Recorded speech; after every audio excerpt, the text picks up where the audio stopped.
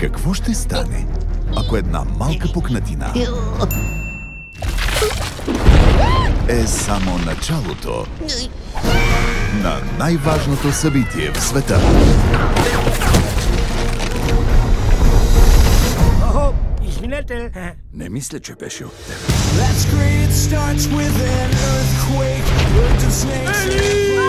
Дръж ме! Когато светът се разпада, Колкото и далеч да сме, на всяка цена ще ви намеря! най-големите герои в историята ще започнат най-голямото си приключение. Мама ми казваше, че дори нещата да изглеждат зле, винаги има дъга на хоризонта. Точно преди да те изоставили. Точно тогава.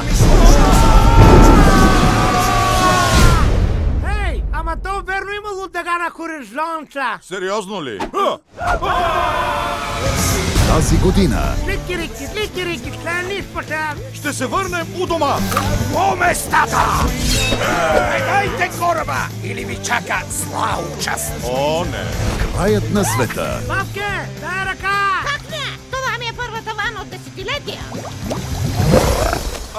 Не мога да гледам. е само върхът на айсберга. Всички ще оцелеем. Може би и без тях. Сирени! Не ги слушайте!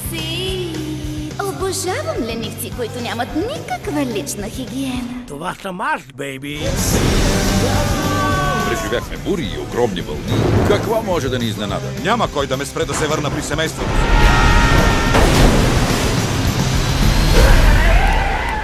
Ще се наракам! Ледена епоха 4. Континентален дрейф. Доста си ме кошав за съблезъб. Кой, аз ли? Аз съм един безмилостен убиец. Него! Ето, направихте нова огърлица. Само ги губи горкото. Кината на 3D.